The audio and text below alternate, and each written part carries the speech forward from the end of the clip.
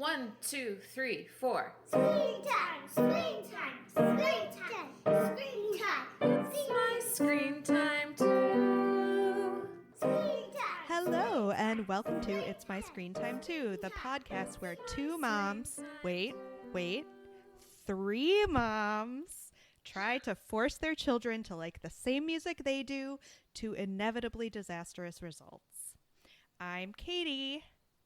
I'm Deborah. And I have two sons, Jay, who is 3, and Kenny, who's 9 months. And I have 3 kids, a 9-year-old named Tony and 6-year-old twins named Libby and Nate. And today we are super excited to have with us guest host Natasha Preckajilo, who is founder and owner of MyTrybe LLC. MyTrybe is a counseling and wellness service catering to the needs of women, children, and families in Jacksonville, Florida. MyTrybe offers counseling, but also yoga, and they host community events. I am super jazzed as someone who moved to a new city just in time to have a second baby with like no built-in infrastructure at all, like no people. I really love this idea. I think the whole concept of a mom tribe is really great. So we are excited to have Natasha here. Natasha has one son, Oliver, who just turned 1, or it's been a few months, yeah? Yeah, he's 13 months now. Okay. Yeah. 13 months. Yeah, he still counts as kind of like a 1-year-old. Oh, yeah, he'll count as a 1-year-old for a whole year. Yeah. That's a solid point. You get confused after, the weeks and the months and, all of that stuff. Well, welcome, Natasha. Thank you. I'm excited to be on the show. Yay! Well, before we get into our review today, we like to get a quick story about how awesome or adorable or occasionally awful our kids are, because in addition to being pop culture consumers, we are, of course, moms too. Natasha, has Oliver done anything cute lately? Totally. So I don't know if it's just a phase of like where he's at in his life, and maybe you can tell me more because I know your boys some of them are older. So he started like coming in to want to like give me, it looks like a kiss. It looks really sweet. He's coming in all nice. He's got a big smile on his face and everything like that. And then he just goes to chomp on my shoulder and like leaving. I mean, maybe you can't see it. I don't know. But marks. Like, I know he's trying to be sweet, but I'm really hoping it's a phase, and I'm hoping it's going to end at some point because it really does hurt. Like, I know he's trying to be sweet, I guess, but it's just not cool. Does he have teeth, or is he just? He does. He has 11 teeth. So, so he's leaving marks for sure. It's not just gummed anymore. It's definitely, there's definitely a punch behind his bite now. Oh, jeez. Yeah. How about you, Deborah? Continuing the profanity stories. Nate, my 6-year-old, he read at a sign in a restaurant we were in the word damn, and he didn't know what it meant, and we explained what it meant and that it was a bad word and he shouldn't use it. So now he uses it all the time because he's being like subversive, but he says it damnin'. Oh, like okay. He's pronouncing that at the end. And he gets a lot of positive reinforcement because it's so funny when he does it, and I need to stop laughing because he just keeps doing it. Damn it. Damn. Yeah. How about you, Katie? Are your kids swearing yet? Jay has not sworn lately. Kenny I told you he's almost crawling. He's not quite crawling yet, but he's also just starting to try and pull up on things. And usually it's our hands. Like, he wants your hands so he can pull up and stand. But today I took 2 seconds to take a shower, and he was like sitting on the bath mat in front of the shower with toys. And he was like, you know where I want to pull up? On the edge of the bathtub where there's a sharp corner. That's what I want to do. That's where I want to make my stand. Yeah. It was awesome. There were tears and panic on Mommy's part. Oh, Oliver's been doing a lot of that as well too. It's Yeah. like every time I turn around, it's like a spill. I'm literally right behind him, and it's just like no, no, no. Oh, and there you go. There he's fallen. Another scratch. Terrible. So we are discussing this episode, our screen time in the news segment, an article about why parents shouldn't be too worried over the World Health Organization's new guidelines for screen time for children. Nice pick, Katie. This Yeah. article was on Slate. It's written by a writer who used to be a developmental psychology researcher who is not a parent, but it's a very reassuring article with like a nuanced look about the WHO guidelines that just recently came out saying that kids between the ages of 2 and 5 should be limited to an hour or less of screen time per day, and children under 2 should not get any screen time at all. It's pretty similar to the American Academy of Pediatrics guidelines, but this researcher is like acknowledges right off the bat that guidelines like this are fodder for the sanctimommies amongst us. Yeah. Right? Basically, this author looked at the methodology behind the recommendations, and the WHO took a look at thousands of studies about screen time in kids. There's just no unifying study or finding that says that screen time is necessarily bad. It's more about the physical activity. So I thought that was interesting. Like, of course, you should limit the time that your kids are just sitting sedentary, not doing anything. Yeah. And I didn't realize that that was where a lot of these screen time limits come from. It's not like they had done a study that said that watching shows was bad. They had done a study that said that not exercising is bad. And those are two very different things. Mm-hmm. Yeah. So we don't have to worry so much about Paw Patrol egg opening videos on YouTube rotting our kids' brains. Although I still will worry about that, but it's more about making sure that your kids are interacting with other human beings and getting outside and getting activity. So I thought it was a good article. Yeah, you know, Yeah. I loved it. I like to be reassured about my own habits. Natasha, as the mom of a under 2-year-old, Yes. does Oliver have any screen time preferences right now? So, I think in the back of my mind, it's nice to hear about this article because in the back of my mind, I definitely consciously limit even my own TV time to like when he's asleep, just so that I'm like, okay, I'm not using it as a crutch to parent, because I'm sure you've all heard like, that can, you don't want to, put your kid in front of the TV as the babysitter or whatever. Now, like, so I can get like some moments of distraction, for him. What did we watch the other day? Well, he watched, the show that we're going to talk about today. He watched that with me. And he seems to like Coco a lot. Like, I think I've also maybe because I like Coco, but he likes that movie. And he seems to like smile and laugh when some of the characters come on. So, we'll do little snippets. He doesn't sit through the whole movie or anything like that, but we'll do little snippets of it. And he's really an outdoorsy kind of kid. So we spend a lot of time like going in our garden or going for walks. So I feel that his balance is pretty good. Good. I like that you don't seem to be stressed out about it. I feel like I was really stressed out about it until I started it's doing always this the back of my podcast, and then Jay watched everything. So I was listening to a favorite podcast of mine about grown-up TV called Appointment Television. Do either of you listen to this podcast? No, I have I not. have before. It, just makes me realize all the TV that I'm missing out on. I don't know why I listen. It just makes me feel bad.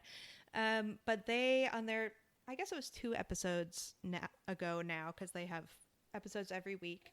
They had a great one about an interactive Netflix show. I would say it's for grown-ups, but really it's for all ages. But it's called You versus Wild, and it's with Bear Grylls. And if you're familiar with him, he does like the kind of survival shows. It's kind of like survivalist MacGyver. You just sit there and you're really impressed at how he can figure out how to get through the most intense situations. So apparently Yeah. Netflix has a show now where like it's like choose your own adventure with Bear Grylls. Like, do I fight off this wolf or do I run away? And you get to pick, and apparently it's very fun to try and kill him. Wow. Should we just move right along to our show for the week, which is also on Netflix? We are watching Motown Magic. This is a new show on Netflix that has one season for now. It premiered in November of last year, 2018. It was created by this Australian man named Josh Wakely, who, through some crazy alchemy, has the music rights to like all of the Beatles catalog, tons of Dylan, all the Motown classics. He was also behind the popular kids show Beat Bugs. Have you guys ever? Yeah, that's apparently a kids show that uses all Beatles songs. So this is in that same sounds vein. good. Yeah. This is in that same vein. It uses all Motown songs, and it actually credits Smokey Robinson as an executive music producer, which, you know, that's some kind of pedigree. Oh. So the show is about a little boy named Ben. How old would you say Ben is? 10, 11? Yeah, I mean, he's in like elementary school. I would say 7 or 8. Okay. See, I'm bad with I older don't- kids. We oh, should no. leave this to you, Deborah, because you actually have older kids. All right, 7 or 8. And Ben lives with his family, his little sister, his parents, and his grandparents in Detroit. And he discovers a magic paintbrush that when he points it at a graffitied wall, it allows him to kind of jump into the picture. And so the show is about him having adventures with that magic paintbrush, alone or with his little sister or with his best friend, Angie. Why did we pick it? Well, we gave Natasha a few options, and this was the one she chose from the list. Natasha, why did you pick it? So the title was really what drew me in, Motown Magic. Motown, I love Motown music. And I mean, love magic, you know, like Harry Potter fan, hardcore. So, I mean, I just sounded really appealing. I was like, magic and Motown music? I mean, this has got to be, you know, a match made in heaven. So, yeah, it was really the title that drew me in, I think. So we watched episode 1, which was called Easy as ABC, episode 7, Dancing in the Streets, and episode 25, For Once in My Life. And as usual, we'll start by going through the episodes one by one and then move on to our more general thoughts. So in episode 1, It's Easy as ABC, we're introduced to Ben Love, and his problem is that he's supposed to give an introduction for his new class at school, and instead of just a regular old introduction, the teacher wants all of the kids to show them a talent.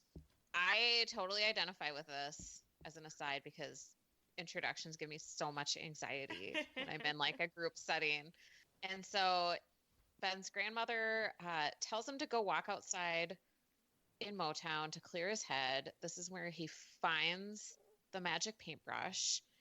He like points it at a mural. He goes inside. There's like a swirling portal to the inside of the mural, and he discovers that painting is his jam. That's his special talent, and he has to believe in himself to fix the whatever's wrong with the painting inside of this mural. And then he does a good job of introducing himself, and he shows the class a painting, which is his special talent. Yeah, it was a pretty cool first episode. I think it was the longest episode of the 3 also. Mm-hmm. I was surprised. Like, I felt in general, and maybe this is my mental health, you know, background just like rearing its head, but I was like, I felt like he had so much anxiety. I felt really bad for him. Like, not bad for him, but I was just like, oh, like he's really worried about this, and it's like weighing on him a lot.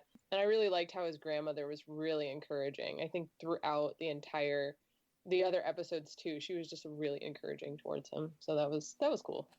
So to totally put you on the spot as a mental health wellness professional, what would you tell me? Like, Asking for a friend. No, she's not. I get like sweaty palms and like my heart races. And this is like if I just have to say like my name. Right. So your anxiety is sparking because you're put on the spot and you tend to be not the type of person who wants the attention on you. So you feel like, Yeah. type of a thing. So it's always been like that for you? Yeah. Yeah. What exactly about the introduction are you the most worried about? That you're going to mess it up when you're saying it, or you're not going to remember the other person, what they're saying, or what is triggering the fear? That's a good question. I don't even know why it just always happens. Definitely, we could talk more about this. Too much for this episode. Deborah's got a lot to unpack here. Do you want to move on to summarizing dancing in the streets, Katie?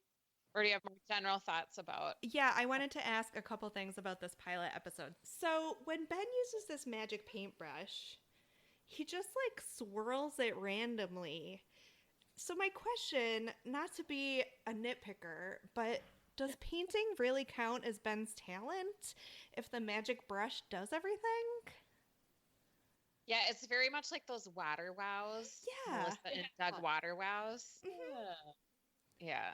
So It was surprising. I agree. Like all he did was this, my hand motioning to a circular motion, and then at the end he presents this lovely painting of the whole city of Motown to the class, and it's like, when did you have time to do that? Oh, that's amazing. well, and you also know that I love the process. Like, I want to see him painting. I want to see that he has skills. And they did not convince me of that. But a couple things that I did really like is, that I love a multi-generational family story. So I was thrilled to see the grandparents in play. I also wanted to know if you thought that Ben had more freedom than was realistic in today's parenting world. Because he, like you said, 7 or 8 years old, Deborah, is just walking around urban Detroit by himself for like the vast majority of his time. I was surprised when the grandma was like, just go clear your head. Take a walk outside. With like no reminders, like look both ways before you cross the street. Don't talk to strangers. Don't go in anybody's house. Yeah. Like I give my 9-year-old when he goes down to like the neighbor's house. Right. I was pretty surprised about that too. My first thought was, is this a period piece? But then, in later episodes, it becomes clear that it's not. I kind of thought it was like an idealized portrait of the amount of freedom you would give a kid. But especially in a big city, I don't know. Maybe we used to do that, but definitely not by today's standards. Yeah. His parents or his grandparents would be getting arrested while he was inside a wall doing some singing. Yeah, social services would have been called real quick. Maybe the grandma subscribes to free-range parenting. I mean, I can believe it. Most grandparents would, right? They're the ones that raised us. And they just let us out of the house. Right. I mean, I'm not saying it's not aspirational. I think everyone agrees that, like, things were awesome when we could do that. But I don't know how practical it is. Okay. Do you want to move on to Dancing in the Streets? Sure. So Ben's friend, Dancing Machine, who lives in like this alternative graffiti world, is trapped on the wall of a disco club that is about to be torn down. And Ben learns that his grandparents used to dance there. So it's an important part of their family history. So he rallies the town to save the building. They're going to tear it down to build a community center. But in the end, the community says that they don't want a community center. They just want to fix up the disco club. The song that is featured is Dancing in the Streets by Martha and the Vandellas. I love this song. It always makes me think of the 80s classic girls just want to have fun. Anyone else? Yeah. Love that movie. What did you guys think of this episode? I thought so. Like, I love how they jumped into the picture and they just kept telling him, "You have to move. Like, you have to move. You have to leave this place." And I just kept thinking, my real brain is just like, "But how is he gonna leave? Like, he can't leave the wall. Like, he's on the wall. Like, it makes sense as to why he won't move because he can't. He's a drawing." Like, part of me just kept thinking that, and then I was like, also thinking to myself on the other side, it was like, yeah, why don't you just move? Like, come on, they're telling you you're going to be knocked down. Like, just move. So I was having like an internal struggle, I suppose, with hit, Dance Machine not leaving, or why he wasn't leaving. Either way, I was struggling with that, but it was fun to watch.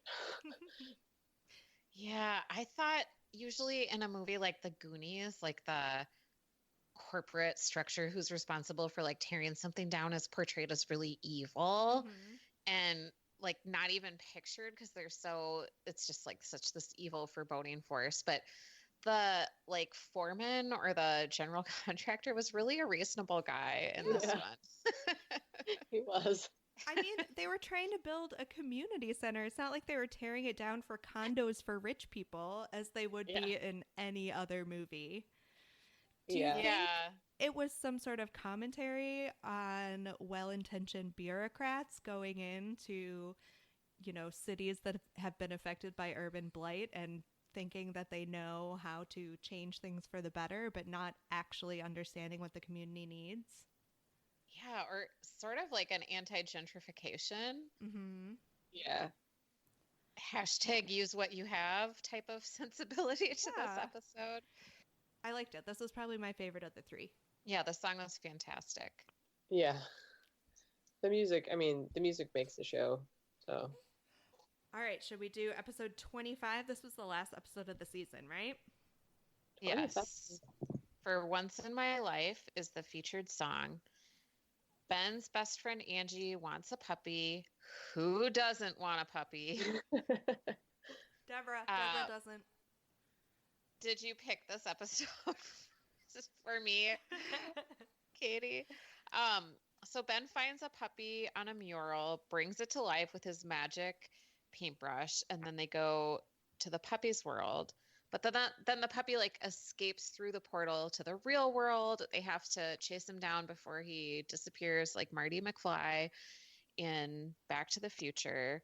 And Angie and Ben follow the painting mural puppy who leads them to a box of real puppies who've been abandoned. And Angie ends up finding homes for all.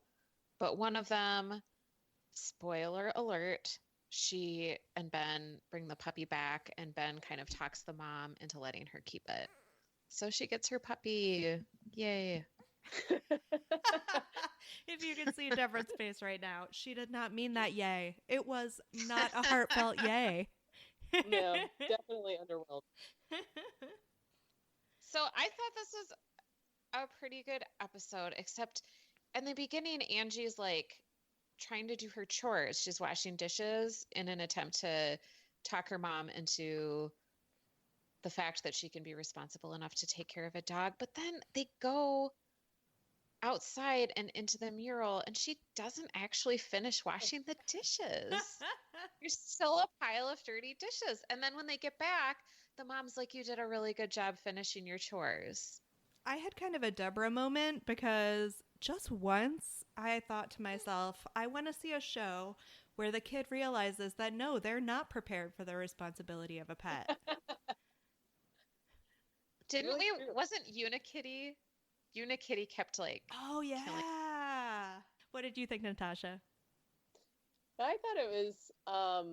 I definitely don't think it was my favorite of the three, but maybe because of the same reason. It's like, yeah, I don't think you understand that this is going to be work for mom in the end. You're not going to really end up taking care of the dog. Mom's going to take care of the dog. And yeah, puppies are great and cute and sweet, and I also like how she fell in love with the wall painting puppy, like the mural puppy. But like when she eventually got the puppy that was hers, she's like, "Oh, you're not the cutest, but we'll keep you anyway." Yeah. The other puppy stole my heart, but you know, you're cute too. You're all right. You're all right. We'll keep. So you do not have pets now, right? No, we did have a dog, but once I found out I was pregnant, and this may sound heartless to many pet loving viewers out there, but I was just like, mostly because I was already taking care of like the dog at night and letting him out when he would wake up at 3 in the morning, and I was like, so it's either the dog or we have a baby. Can't do both. So he found a new home, and he found a good home. So we had a baby instead, which, you know, we enjoy him. He's good. This just in, folks. Baby is better than dogs. Yeah. Do you see By the- pets in your future for Oliver? Maybe once he gets to the point of being responsible enough.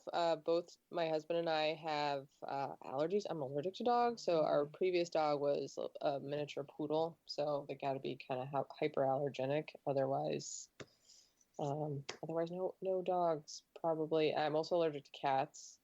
So fish in our future potentially, yeah, definitely. Deborah, I know you are chomping at the bit to get a dog. That's well established. Holding off as long as I can. As long as you can. Does that mean you plan to cave? I mean, I'm with Angie's mom. Like, if my kids could demonstrate that they're able to take care of something, I can see making that compromise. But we've dog sat for some friends, and the kids are just not that interested Yeah. in like the actual chores of taking a dog outside, and anything beyond like giving it treats, they're not that into. Yeah. Should we move on to our thoughts about the concept in general? What did you guys think about a magic paintbrush that allows Ben to jump into paintings and sing Motown songs? Well, I guess he could probably sing the songs even without the magic paintbrush. You get where I'm going. Thoughts? I thought it was a fun concept. I loved the fact that every episode had a song, and it would just felt like very, like the plot was very influenced by the song. I don't think that the series as a whole is like maybe super cohesive. Like, I think you can watch the episodes, their standalone episodes, because of that. Mhm. I thought it was fun and imaginative and really visually pleasing. Right. Yeah, Natasha? I agree. I liked the fact that it brought a lot of different concepts together. Like, I mean, you have the music, which is heavily, I mean, obviously influenced by where the setting is located. And it's you bring diversity together. The fact that, you know, you have this area that may be trying to be gentrified, or they're trying to bring new life in, but you still have a strong community that wants to support their neighborhood, multi-generational families living together, like you said. So just showing the influence of having like a, you know, a collective village who's, you know, influencing the kids. And so I liked the undertones a lot of the show. Mhm. I thought it was really, really cool, aside from the fact that, you know, there's magic involved and imagination, which is always great. And seeing that, you know, that's, even though he's not like a little kid, you know, like 3 or 4, you know, he's maybe like 6, 7, 8, you know, in elementary school, but magic is still something that is appealing to him. He's not losing Mhm. that. Still feels like he's a child, as opposed to like, well, I don't believe in any of this stuff anymore. Santa, what? Fairies, what? So I thought that was also really cool about it, and visually pleasing. Like you said, the colors are vibrant and stimulating. So even for like a younger child, there's a lot of like movement and motion that made me feel like, oh, he's watching this with me, and you know, this is further stimulating his cortex somehow because there's colors and movement. So that was cool too. I agree with you. I really did like the depiction of an urban setting as a magical place for a kid. I feel like that is something we don't get a ton of in children's entertainment. They usually live in like houses in the suburbs, right? Right. And I hesitate to bring this up because it's kind of heavy, but is this where we address the legacy of Michael Jackson? Because in order to use the magic paintbrush, he has to sing Easy as ABC, which is an early Jackson 5 song. I don't know, guys. It kind of bugged me. I know, and that's the theme song. And like, The first episode too. it's not like one episode was a Jackson 5 song. It's like throughout in every episode, in every instance in which he makes that magic paintbrush. I feel maybe a little bad for the creators because the show had to come out before the HBO documentary. Natasha, did you watch that? No, but I did hear about it. Was it Leaving Neverland? Is that right? Yeah. Yeah, I did hear about what it was about. We don't have HBO, so that's the reason why I missed it. But I did hear a lot about it. I feel like my life is divided into before I saw that movie and after I saw that movie, and I just am so not interested in listening to any Michael Jackson music or being responsible for his estate getting money from his music right now. I mean, maybe I'll come to a different place, but it's too much for me right now. It's very conflicting for sure. I mean, like, there's again the mental health professional mind of me like realizes like he suffered probably a lot of his own trauma, not justifying any of his behavior whatsoever, but realizing that he suffered a lot of trauma, and then it is so messy for sure. I like to think of maybe two types of Michael Jackson, and maybe that's just me like trying to make sense of it for my own brain, but like the Jackson 5 Michael Jackson, the young Michael Jackson who's a child who's probably suffering in his own right. And so then ABC 123 is the child Michael prior to all of the post Michael later, that Neverland Michael that leads to all of the other, unfortunate things. I think that's how I justified it with like hearing the song. Because as soon as I heard it, I was like, oh no, like I didn't realize that was like the opening song, and it crossed my mind. But then I was like, well, again, the show probably came out, like you said, before the HBO movie hit. And also too, just maybe the young Michael. Yeah. I also wondered if I could split those hairs and be like, well, the Jackson 5 is something different. Right. Yeah, I know. It's a long shot.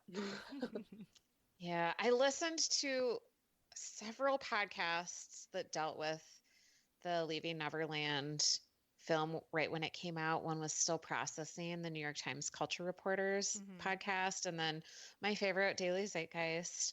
And like both of those conversations like touched on the fact that like Michael Jackson is like ubiquitous throughout American pop culture. Like so much has been influenced. There's like not really a way to put it all back in the bag. Yeah. I kind of hope that going forward, like if there's another season of this show, maybe they could change the theme song to something else. Yeah. Because there's so much other good Motown music. Yeah. Oh yeah. Stevie Wonder. I mean, there's just so many other classics, other people that, so I would hope so. I think it was only one season so far, right? Yeah. Both of those conversations I listened to kind of landed on like it's okay to still play his music because how can you avoid it? But maybe you should ask your audience first, or like issue a warning, like I'm gonna play some Michael Jackson. Let me know if you object. Which I think is fair. Yeah. Do you feel the same about, this is kind of a digression, but the problematic people in movies and TV shows, directors, actors, all those bad men? Yeah. Yeah, there's a lot.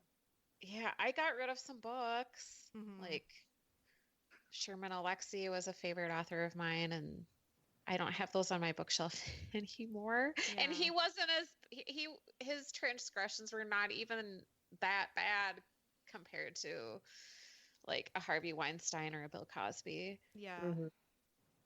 But I'm over it. Like they're no longer welcome in my house. Yeah. To bring it back to kids programming, do you know, is Louis C.K. still involved in The Secret Life of Pets 2? Because that's coming out soon, yeah? I don't think he's in it. Okay, Oh, good. yeah. Yeah.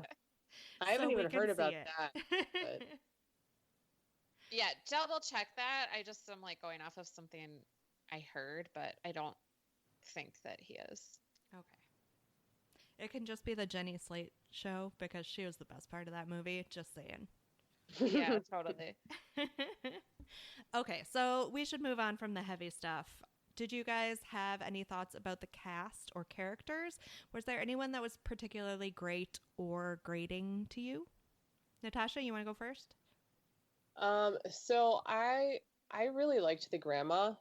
She was like my favorite by far. I think she was just like she was mystical herself. Like, she had this like intuition and knowing that, just that was just comforting in a way. It was like willing to let him find out for himself, but just like kind of pointing him in the right direction on some certain things, like just take a walk, or you'll figure out a way. I know you'll figure out a way to like save the community center. And she was just always really encouraging and positive. So she was definitely by far my favorite character. Deborah? I really liked Ben. I thought he was a great kids show protagonist. Mm-hmm. So Ben comes from this family of musicians and artists, right? They established that in the pilot episode. And what does Ben's dad do? A wicked awesome triangle solo, which I loved. So I'm a fan of Ben's dad. We didn't see too much of him, but any man that can rock the triangle like that gets a thumbs up from me. Yeah, that was funny. I looked up the voice actors and I didn't see much that was familiar, but I did see that the actor that does Ben's voice is a woman. So I always like that. Sort of Bart Yeah. Simpson-esque. Yeah, Yeah. a lot of them actually for young boys tend to be female voices, which is really, it was cool. And I don't know why, mentally surprising to me sometimes, but always really cool. I guess it makes sense. I mean, adult men have gone through vocal Yeah. changes and maybe cannot replicate the sound of little boys. Yeah. Any thoughts on the animation style? Natasha already mentioned like the vibrant colors, and the palette was really good. It was like really saturated. Mhm. Everything was really detailed. The characters are like CGI, but kind of cleverly done, and like there's music integrated into especially the grandparents' costumes. Like the grandma's glasses were like musical notes, and there was like I think the baby sister was wearing like keyboard barrettes in her hair.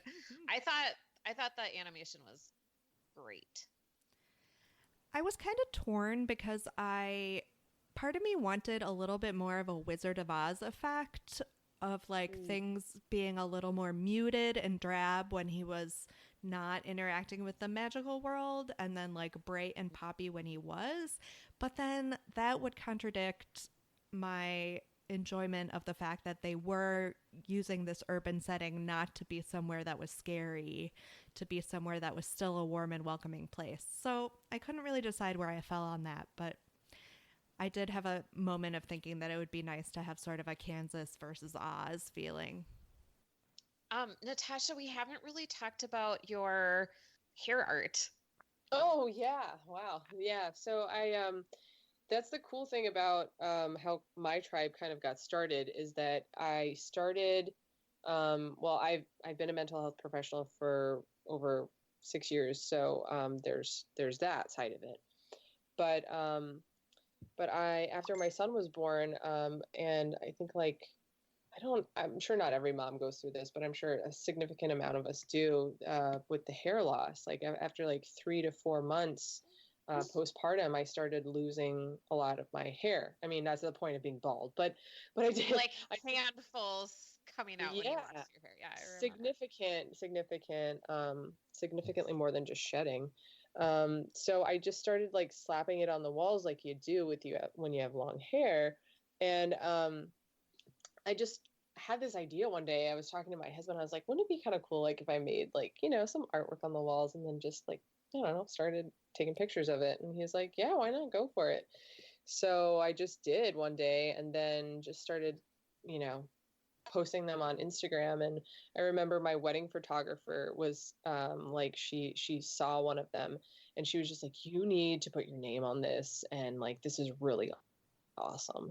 I was like, well, thanks. So then I just started doing that, and yeah, it was just a little me time for myself. And then it kind of morphed into, okay, how can I, like, this is creative. How can I create something that's like more of my own, incorporating the skills that I have, that is creative. And so I don't know, I guess just that little time of decompressing and having some time to myself led to creating something that was going to be more sustainable, which is MyTrybe. That's so cool. Do you have like formal art training, fine arts training, or was it more organic than that? Kind of both. I took art classes in college, but I've just always liked, being creative in some way. I also I also make jewelry too. I've always just had like a creative side, and it kind of felt like lost a part of my own identity after having my son, because it shifts. It's a huge shift after having a child. Mm-hmm.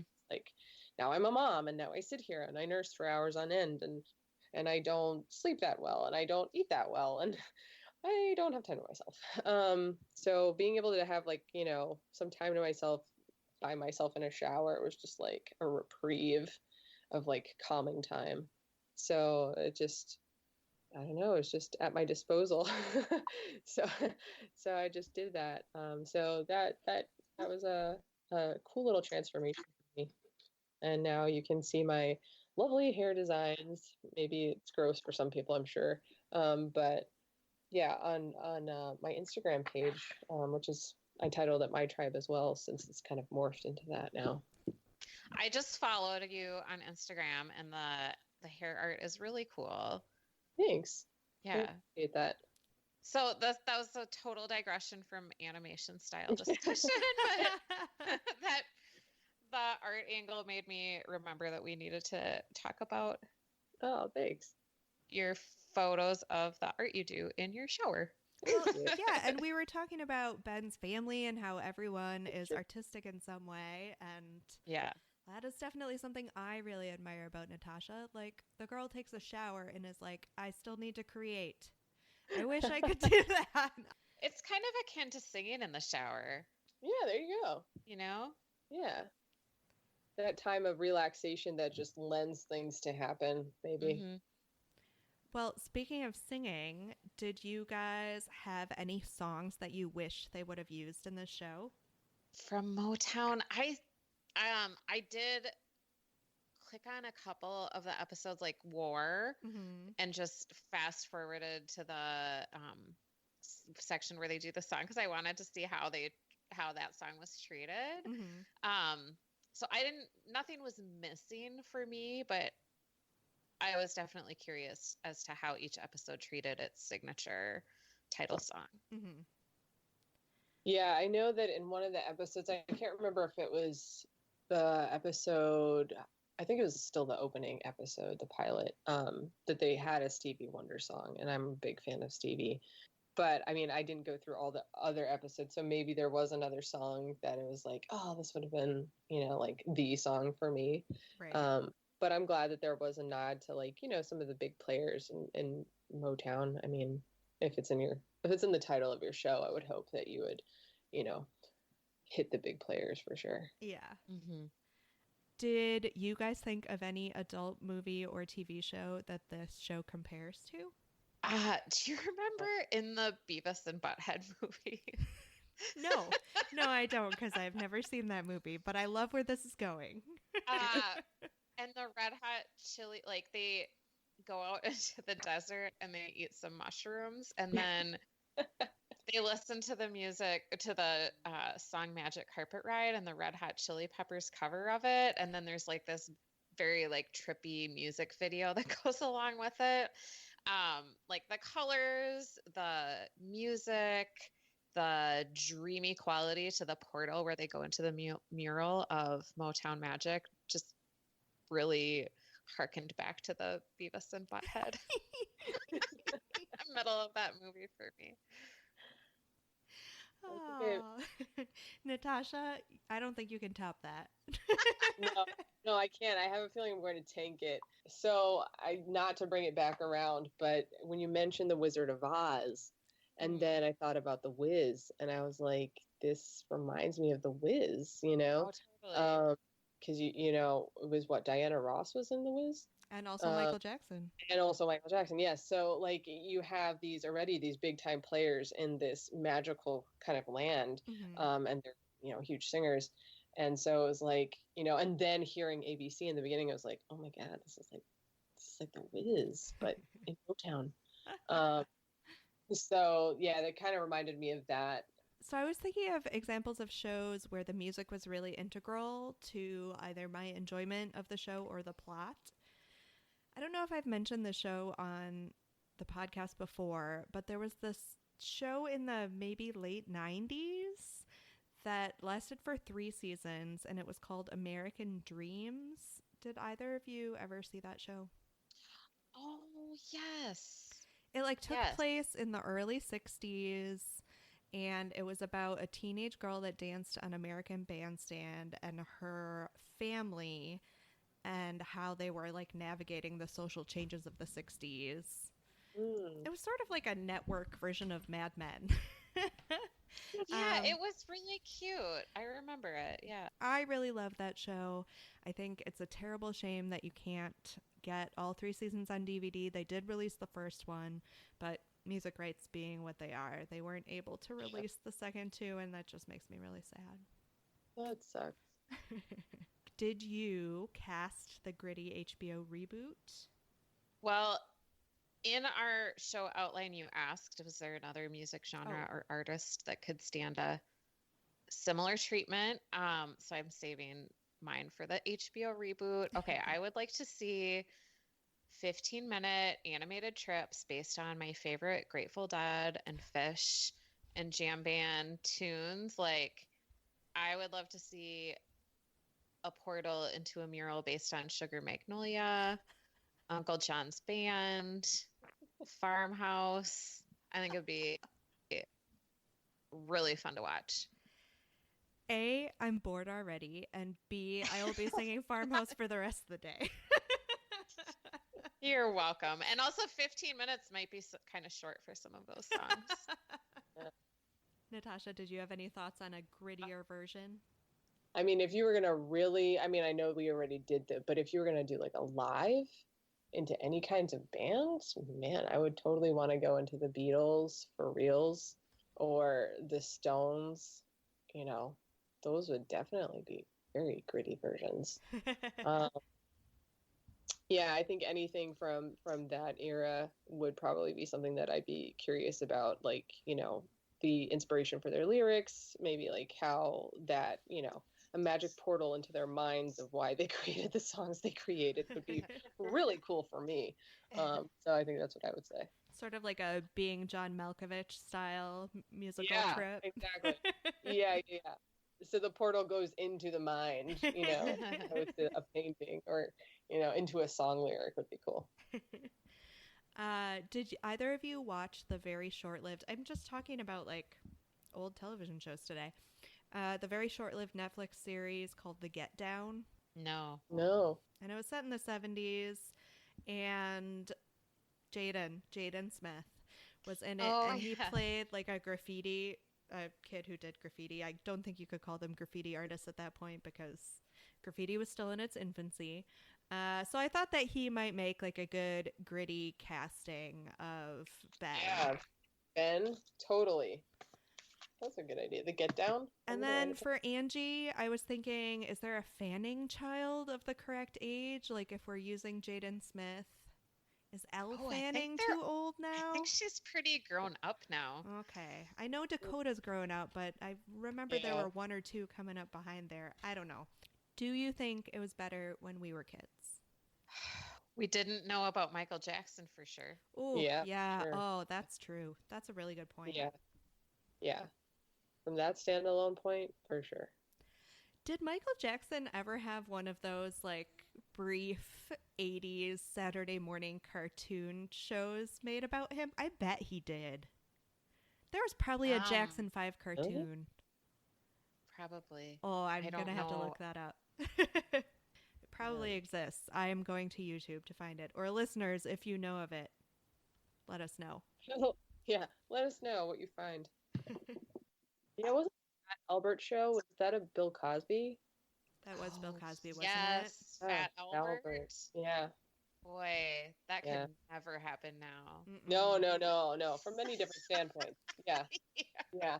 From many different standpoints. Yeah. Yeah, luckily none of those shows aged particularly well, so I'm not really dying to go back to them. Yeah. So I don't know. I don't think it was better when we were kids. I think this show is pretty good, with the exception of the theme song. Yeah, Yeah. I'm with you there. But it's a good song. I know. Oh. Would you ever watch the show voluntarily? I already admitted that I did. I watched extra probably- episodes. That's a good point. Yeah, Jay Yeah. watched this one with me, but it was cute. I love the music, and if I can't watch old episodes of American Dreams, womp womp, I guess I could watch this instead. Yeah, definitely. We continued with they continued to play after, like, episode to episode. Like, I was definitely like I'd watch them and then also continue to do stuff after the episode we needed to watch was done. So they definitely played, and I got to hear sweet tunes. So Nice. A win-win. Okay, 10 seconds on whether this is good for our kids. Natasha, what did Ollie think of Motown Magic? he looked engaged. He was staring a lot, so I know the colors, the vibrancy that appealed to him, and there was some clapping. And he doesn't usually dance, but there was a couple bobs. So Nice. yeah. Deborah, you watched without your kids? I watched it without my kids. I'm gonna say I would be fine if they wanted to watch it. Yeah. Jay is currently, and I don't even know how this happens because I like to think I'm pretty vigilant about what he watches, but I just feel like everything is super violent right now. So when we turned this on, it was such a nice respite from the Power Rangers Dino Trucks, all these people fighting one another. It was a nice change, and I would like to encourage it, but man, try to get rid of those Dino Trucks. It's like an invasive species. They've just taken over. So yes, good for kids, I think, the consensus. Yeah. Ratings?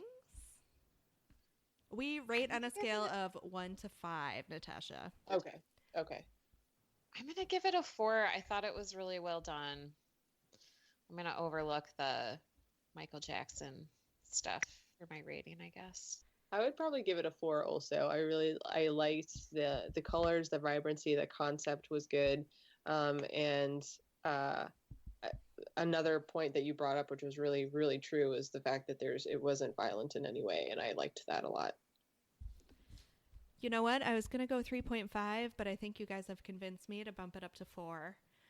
So, yay. That's 4s all around. Yeah.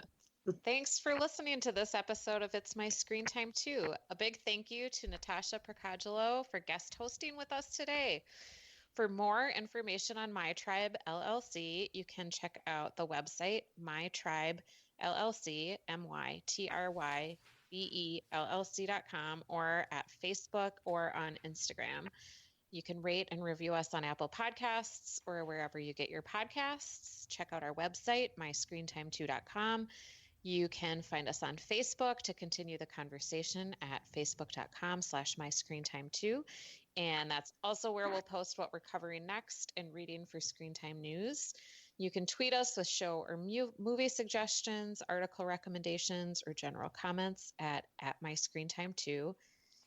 Email, we are at myscreentime2@gmail.com.